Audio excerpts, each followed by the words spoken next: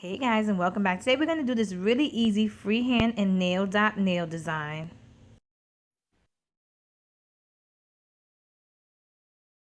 So I painted my nails with black polish, and then I added a glitter hollow top coat on top of it. And then using my silver nail striper, I'm going to draw some wavy lines. This is a really easy and simple nail design that you can use with any color combos that you want. I just wanted to do something different. I've been doing a lot of colorful nail designs, and I wanted to do something a little bit more dark and a lot more simple. So this is just a simple design that, like I said, anyone can recreate.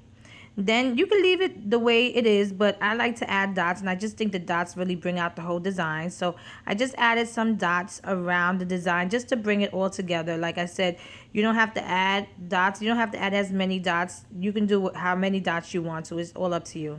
And once I was done, I applied a quick dry top coat. Like I said, this is a really easy and simple nail design. And here's the finished look. If you like this video, please give it a thumbs up and subscribe to my channel to get updates on when I upload new videos. And check out my Instagram at Funwithmynails to see more of my nail art.